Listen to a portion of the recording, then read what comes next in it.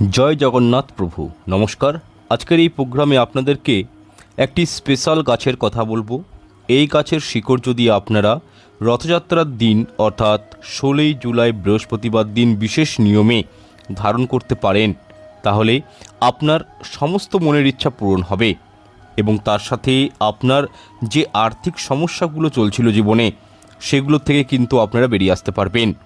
দেখুন, আগামী 31শে আষাঢ় ইংরেজি 16ই জুলাই বৃহস্পতিবার 2026 সালে কিন্তু আমরা প্রত্যেকেই জানি যে রথযাত্রা পালিত হবে এবং রথযাত্রার দিন থেকে 8 দিন পর পালিত হয় উল্টো রথযাত্রা এবং সেই দিনটি পড়েছে 7ই শ্রাবণ ইংরাজি 24শে জুলাই শুক্রবার দিন।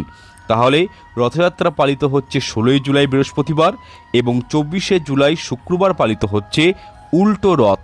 তো সেক্ষেত্রে আপনারা রথের দিন যদি এই শিকড় ধারণ করতে না পারেন, সেক্ষেত্রে আপনারা এক্সটেন্ডেড করে আপনারা 24শে জুলাই পর্যন্ত, ঠিক আছে, এই ক্রিয়াটি কিন্তু করতে পারেন। তবে সবথেকে ভালো হয় যে রথের দিন অথবা উল্টো রথের দিনও কিন্তু এই শিকড় ধারণ করা যায়।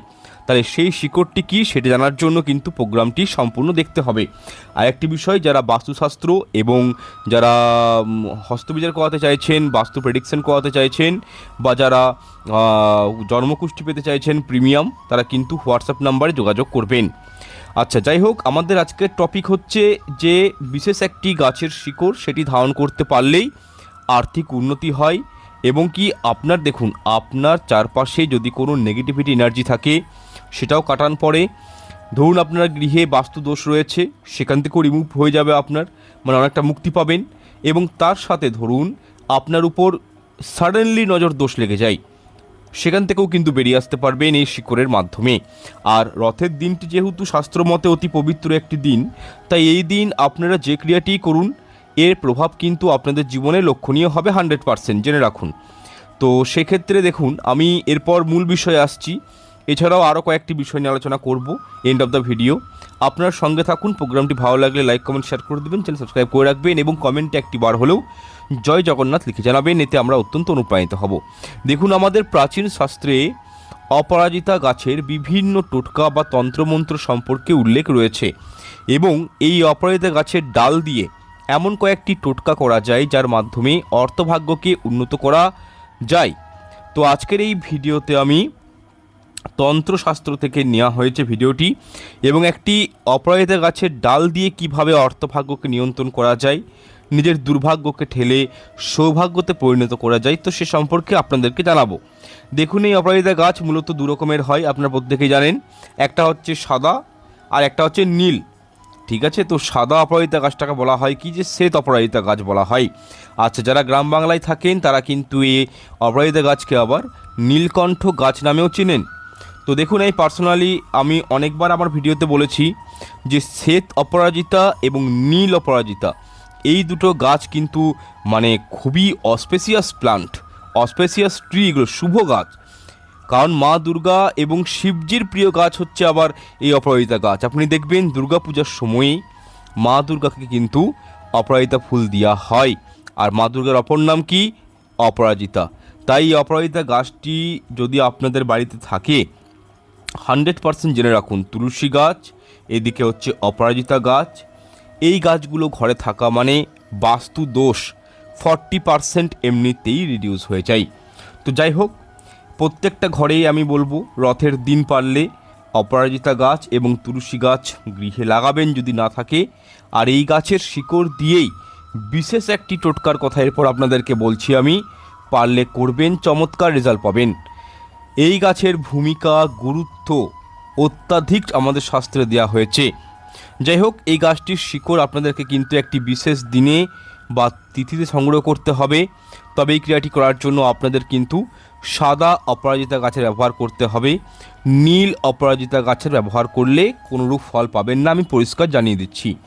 রথের দিন আপনাদেরকে কি করতে হবে শুনে নিন। সকাল সকাল ঘুম থেকে উঠবেন, প্রভুকে প্রণাম করবেন, আপনার ঘরে যে ইষ্ট দেবতা রয়েছে ওনাকে প্রণাম করবেন, স্নান করবেন, নিত্য পুজো অর্চনা করবেন এবং এই গাছের শিকড় জোগাড় করতে হবে রথের দিনই, ঠিক আছে। অন্য দিন করলে হবে না, রথের দিন অথবা উল্টো রথের দিন এই গাছের শিকড়টি আপনারা সংগ্রহ করবেন এবং এই গাছটি যখন আপনারা সংগ্রহ করবেন, মানে গাছের শিকড়টি, মনে রাখবেন যেন গাছের কোনো ক্ষতি না হয়। মাটি খুঁড়ে অল্প করে 1/2 ইঞ্চি সাইজের বা 1 ইঞ্চি সাইজের একটি শিকড় সংগ্রহ করবেন শুধুমাত্র, ঠিক আছে? এবং শিকড়টি যখন সংগ্রহ করবেন, আপনার মুখটা থাকবে কিন্তু পূর্ব দিকে। এক নিঃশ্বাসে এই গাছের শিকড়টি সংগ্রহ করবেন এবং কি এই গাছটির শিকড় আপনি ঘরে নিয়ে চলে আসবেন। শুধু এতটুকুই কাজ করবেন। এরপর কি করবেন? শিকড়টিকে গঙ্গা জল দিয়ে ভালো করে ধুবেন। যে কোনো একটি মনস্কামনা প্রভু নারায়ণের কাছে, মা লক্ষ্মীর কাছে অথবা জগন্নাথ প্রভুর কাছে আপনি ব্যক্ত করবেন এবং শিকড়টি মা দুর্গার চরণে ঠেকিয়ে, জগন্নাথ প্রভুর চরণে ঠেকিয়ে লাল কাপড়ে মুড়ে লাল সুতো দিয়ে বেঁধে পুরুষেরা পরবেন ডান হাতে বা গলাতে বা কোমরে, মহিলারা পরবেন বাম হাতে, গলাতে বা কোমরে। আর একটি বিষয়, এই শিকড়টি অবশ্যই কিন্তু মা দুর্গার চরণে স্পর্শ করাবেন, দেবাদিদেব মহাদেবের চরণে স্পর্শ করাবেন এবং তার সাথে প্রভু জগন্নাথ দেবের চরণে স্পর্শ করাবেন। তারপরেই কিন্তু এটি ধারণ করবেন। দেখুন, অনেকেই হাতে বা কোমরে শিকড় বাঁধতে লজ্জা পায়, পছন্দ করেন না। তারা একটা কাজ করবেন, এই শিকড়টি লাল কাপড়ে মুড়ে কোনো মাদুলি বা তাবিজে ভরেও শরীরে ধারণ করতে পারেন।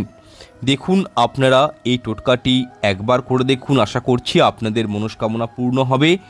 যে কাজের উদ্দেশ্যে এই ক্রিয়াটি আপনি করেছেন, সেই কাজটি কিন্তু মনে মনে অতি অবশ্যই ভগবানের কাছে শিকড়টি ধারণ করার সময় ব্যক্ত করবেন।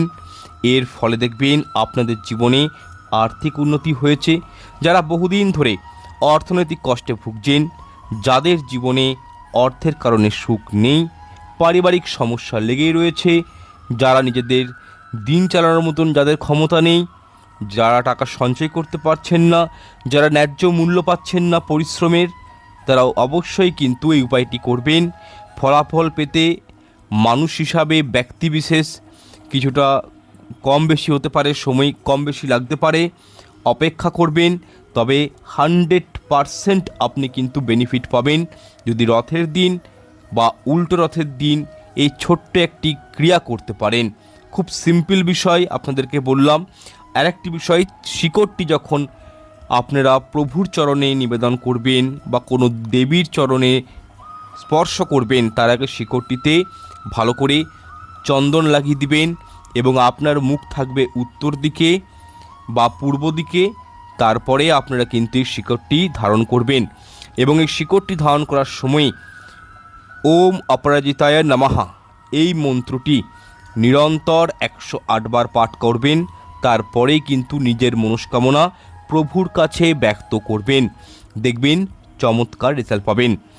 আরও কয়েকটি বিষয় বলে দিচ্ছি। রথের দিনটি অত্যাধিক অস্পেশিয়াস একটি দিন। এই দিন প্রভু জগন্নাথ দেবের পুজো অর্চনা করা হয়। আপনারা দেখবেন রথের দিন পুরীধামে কত মানুষের, লাখ লাখ কোটি কোটি মানুষের ভিড় হয় প্রভুর ওই যে রথের দড়ি টানার জন্য। তাই যদি সম্ভব হয় রথের দিন পুরী যান এবং রথের দড়ি ধরে টানুন। এর ফলে দেখবেন শতজনমের পাপ বিনষ্ট হয়, আপনাদের জীবন থেকে দুর্ভোগ কেটে যায়। রথের দিন যদি জগন্নাথ প্রভুর ভোগ দর্শন করেন, তাতেই কিন্তু জীবন থেকে মলিনতা দূর হয়, দুর্ভোগগুলো কেটে যায়, জীবনে অপার সুখ শান্তি জীবনে নেমে আসে। তাই এই ছোট্ট ছোট্ট কাজগুলো কিন্তু আপনারা করতে পারেন। সবার ক্ষেত্রে পুরী যাওয়া সম্ভব নয়। আপনারা টেলিভিশন খুলুন, হাতে মোবাইল রয়েছে, মোবাইলে রথের দিন প্রভুকে যে পুজো করা হয়, স্পেশাল পুজো যেটা করা হয়, সেই পুজোটা দেখুন, প্রভুর মুখ দর্শন করুন, ফোনেই আপনি প্রভুর ভোগ দর্শন করুন। দেখবেন এতেও জীবন উন্নতি আসবে, সর্বসুখ শান্তি আপনাদের জীবনে আসবে।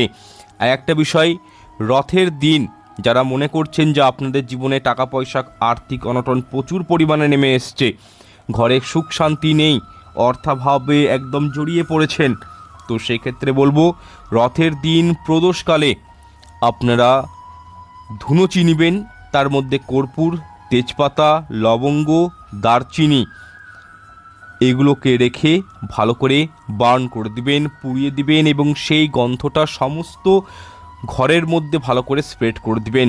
আর পারলে অল্প করে গোবরের ঘুঁটো পুড়াবেন এই দিন। এই জিনিসগুলোর সাথে কি হয়, বাস্তু দোষটা কেটে যায়। রথের দিন এই ক্রিয়াটি যদি করেন এবং প্রত্যেক স্যাটারডে ইয়া টুইসডে আপনি যদি উপায়টি করেন, সমস্ত বাস্তু দোষ, আপনার উপর কেউ ব্ল্যাক ম্যাজিক করেছে, তন্ত্রক্রিয়া করেছে, সেটিও কিন্তু খণ্ডন হয়ে যাবে।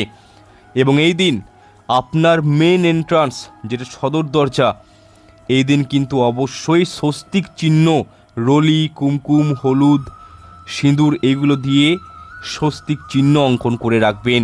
রথের দিনে গৃহে স্বস্তিক চিহ্ন, ওম চিহ্ন অঙ্কন করা অত্যাধিক শুভ বলে মনে করা হয়।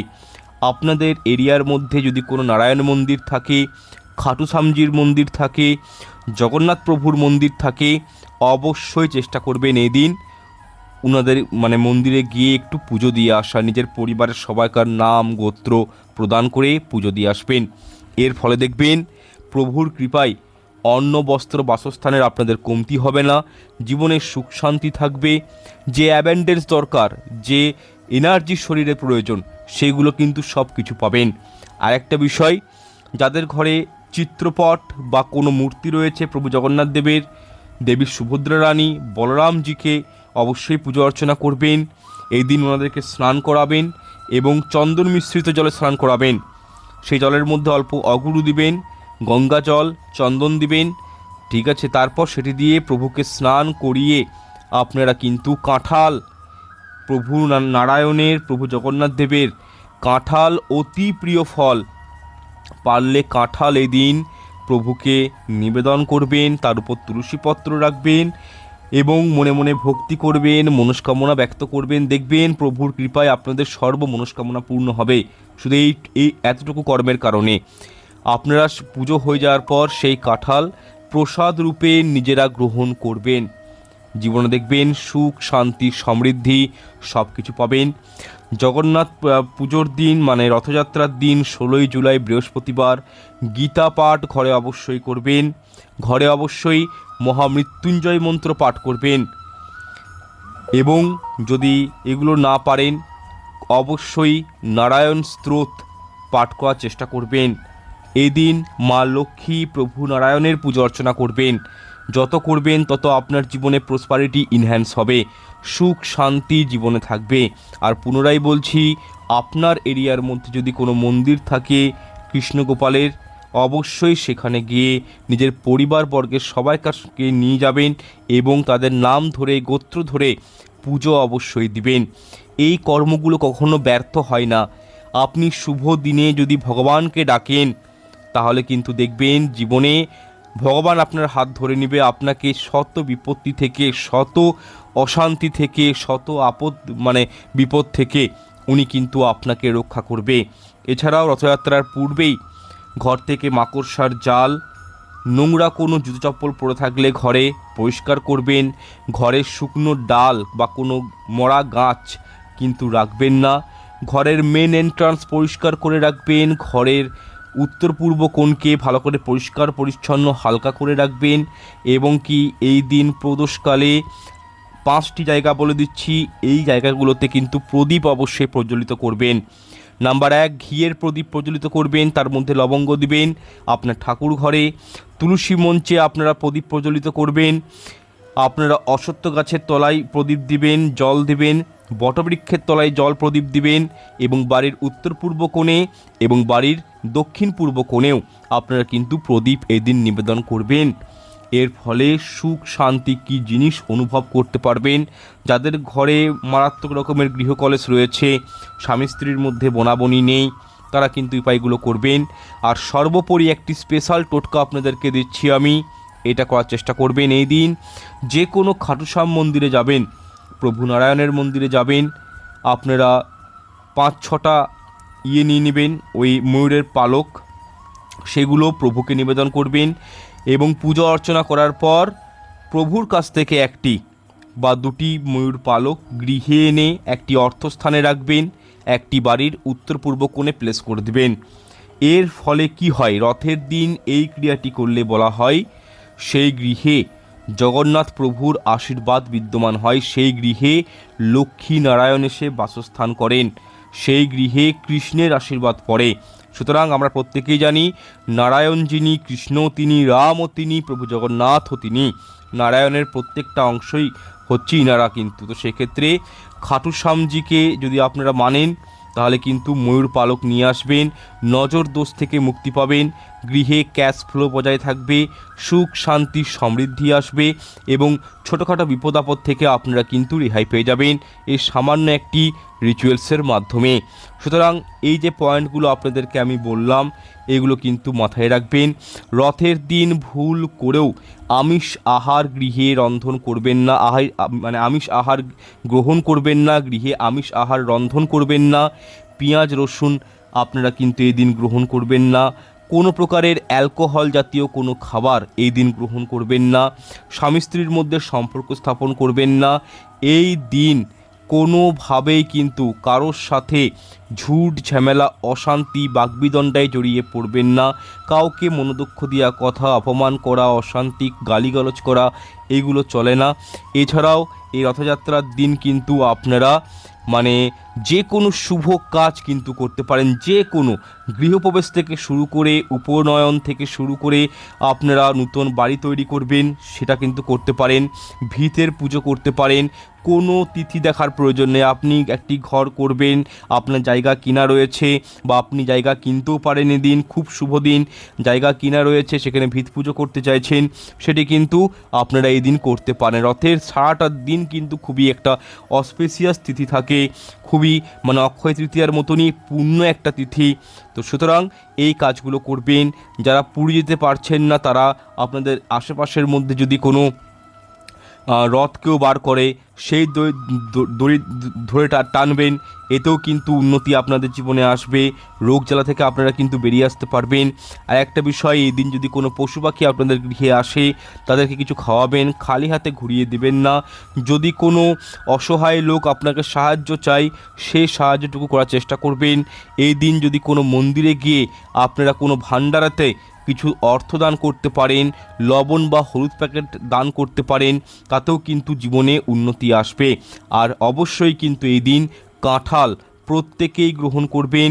রথের দিনে এবং উল্টো রথের দিনে কাঁঠাল গ্রহণ করা অত্যাধিক শুভ বলে মনে করা হয় এবং এই দিন কোনোভাবেই ক্ষৌর কর্ম করবেন না, যেমন চুল দাড়ি নখ কাটা এই যে কাজগুলো রয়েছে এগুলো কিন্তু এই দিন করতে নেই।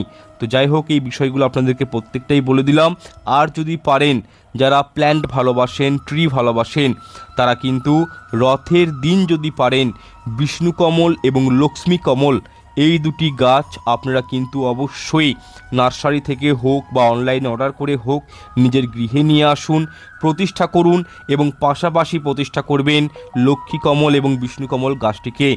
এর ফলে প্রভু নারায়ণ, ঠিক আছে, বিষ্ণুকমল গাছে শ্রী হরি বিরাজ করেন আর লক্ষ্মী কমল গাছে মা লক্ষ্মী বিরাজ করেন।